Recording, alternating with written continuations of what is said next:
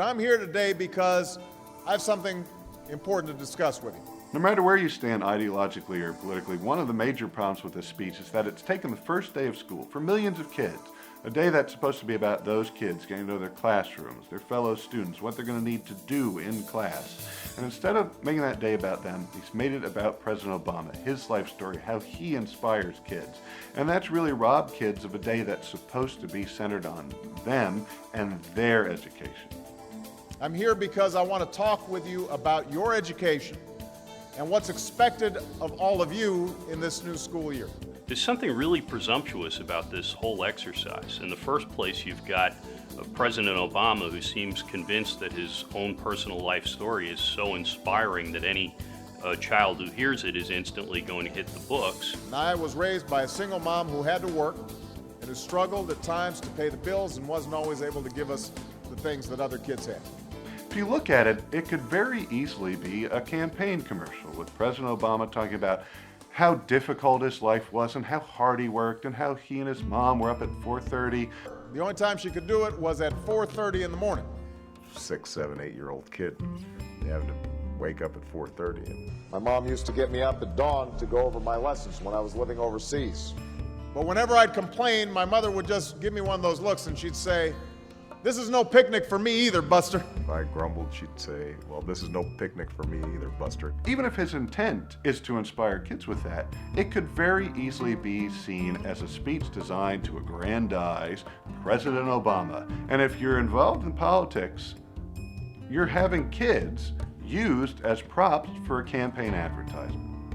And then you've got the way that the presidency is projected here to kids. I'm working hard to fix up your classrooms and get you the books and the equipment and the computers you need to learn. He says that he is sending computers to your school, that he is fixing the boiler room down in the basement by saying he's made sure that schools are in good working condition, that he is essentially able all by himself to make the school system work right. And whether or not you believe that the federal government should be involved in education, that's not even how the federal government works. The president was supposed to be a limited constitutional officer whose main task was faithful execution of the laws.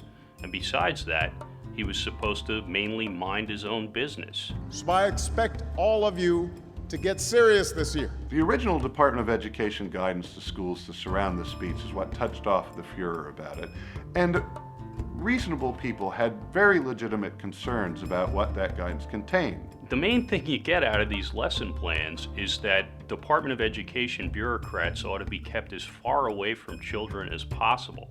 They seem to think that the way to get kids to learn is to conduct a nationwide encounter group session where they're forced to share their own stories of being personally inspired by the president. It was only after the furor started that the Department of Education changed the guidance, that the White House said they would publish the speech ahead of time. And unfortunately, now the administration has decided to turn around and say that the people who are objecting to the speech are silly or that they're hyper-partisan. But they had very good reasons to be concerned about the guidance that came from the Department of Education that was written in conjunction with White House staff. I think it is important that students read and absorb presidential speeches, but they ought to be encouraged to think critically about what they're hearing. They ought to analyze the great presidential speeches and be encouraged to ask, what's the argument here? Is it convincing?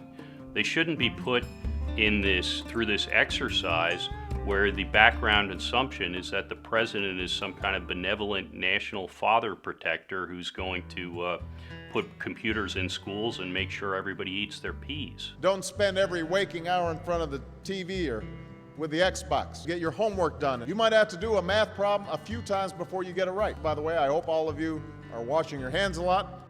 Even though a lot of people, after they've seen the final speech, will say that this was really innocuous, it was just about encouraging students to work hard and do the right thing, even that speech contained political assertions that were very debatable, including that the federal government is somehow responsible for making every student, every school district, every teacher, every superintendent do the right thing. I've talked a lot about your government's responsibility for setting high standards and supporting teachers and principals and turning around schools that aren't working. If you look in the Constitution, the federal government has no authority over education, and to say they do It's just to deceive kids about what the government is actually supposed to do. I've given a lot of speeches about education, and I've talked about responsibility a lot. No matter where you stand ideologically or politically, one thing that this incident has illustrated very clearly is that as long as you have government in charge of the schools, you'll have political and social conflict surrounding them. So whether or not the president gives a speech in your school is something that reasonable people have had to fight over. And this is just the most visible manifestation of this problem. So whether it's how you teach human origins, whose history you teach, all sorts of issues, because diverse people have to support a single system of government schools, we are forced into constant conflict over what our schools will teach.